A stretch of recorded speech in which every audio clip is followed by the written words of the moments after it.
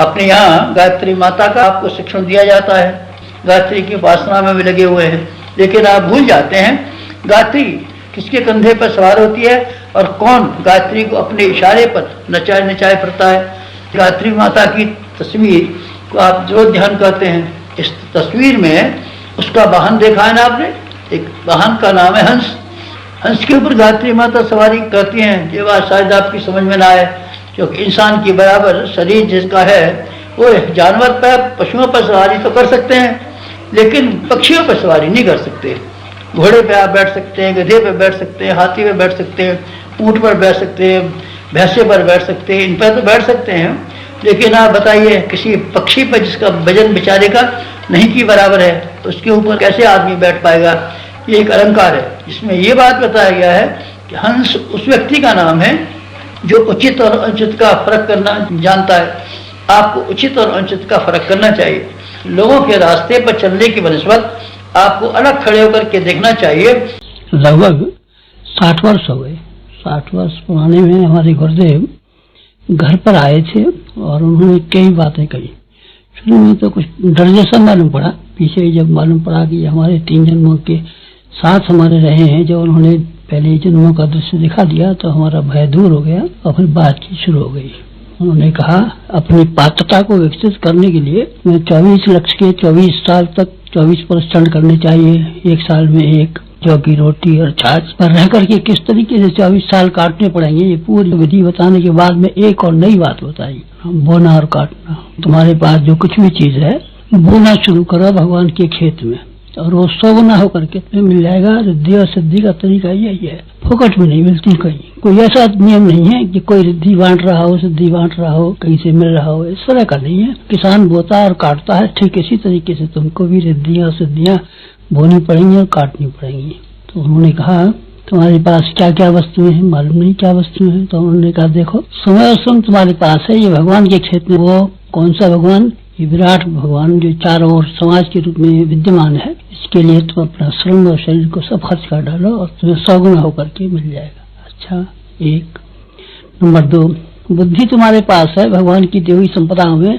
अकल से बजाय इसका चिंतन करने के, उसका चिंतन करने के, अहंकार का चिंतन करने के, वासनाओं का चिंतन करने के, बेकार की बातों का चिंतन करने की अपेक्षा अपनी चिंतन करने की जो सामर्थ्य है उसको सारी की सारी को भगवान के निमित्त लगा दो, उनकी खेती में बोओ। ये तुम्हारी बुद्धि 100 गुनी होकर के तुमको मिल जाएगी। 2 तीसरी चीज तुम्हारे पास है भावनाएं।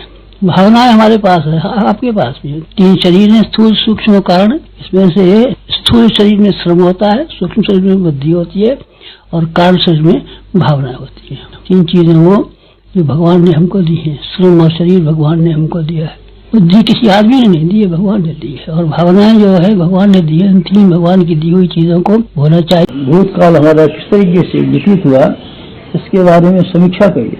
अपनी समीक्षा नहीं कर पाते, आप दूसरों की समीक्षा करना जानते हैं। पड़ोसी की समीक्षा कर सकते हैं, बीवी के दोष निकाल सकते हैं, बच्चों की निकासी नहीं कर सकते हैं, सारी दुनिया की गलती बता सकते हैं, भगवान की गलती बता देंगे, भक्त की गलती बता देंगे। कोई भी ऐसा बचा हुआ नहीं है जिसको आप गलती न बताते हो, लेकिन अपनी गलती का विचार ही नहीं करते।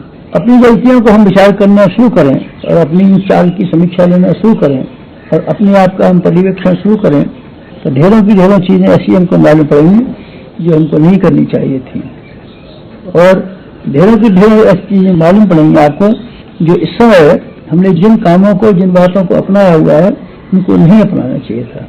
मन की बनावट कुछ ऐसी विलक्षण है कि अपना सो अच्छा, अपना सो अच्छा, बस अपना सो अच्छा, ये बात बनी रहती है। अपना स्वभाव भी अच्छा, अपनी आदतें भी अच्छी, अपना विचार भी अच्छा, अपना चिंतन भी अच्छा, सब अपना अच्छा, बाहर वालों का गलत। आध्यात्मिक उन्नति में इसके बराबर अड़चन डालने वाला और दूसरा कोई व्यवधान है ही नहीं। इसलिए आप पहला काम वहां से शुरू कीजिए कि आत्मसमीक्षा से। एकांत में चिंतन के लिए जब आप बैठे तो आप ये समझें हम अकेले हैं, अब कोई हमारा साथी और सहकारी नहीं है। साथी अपनी जगह पर, सहकारी अपने स्थान पर, कुटुंबी अपने स्थान पर, पैसा अपने स्थान पर, व्यापार अपने स्थान पर, खेती बाड़ी अपने स्थान पर, इन सबको अपने अपने स्थानों पर रहने दीजिए। आप तो सिर्फ ये विचार किया कीजिए कि हम पिछले दिनों क्या भूल करते हैं, रास्ता भटक तो नहीं गए, भूल तो नहीं गए, इसीलिए जन्म मिला था क्या, जिस काम के लिए जन्म मिला था वही किया क्या, पेट के लिए जितनी जरूरत थी उससे ज्यादा कमाते रहे क्या? कुटुंब की जितनी जिम्मेदारियां पूरी करनी चाहिए थी उसको पूरा करने के स्थान पर अनावश्यक संख्या में लोग बढ़ाते रहे क्या? और जिन लोगों को जिस चीज की जरूरत नहीं थी उनको प्रसन्नता के लिए उपहार रूप में लाते रहे क्या? क्यों? वजह क्या? ये सब गलतियां।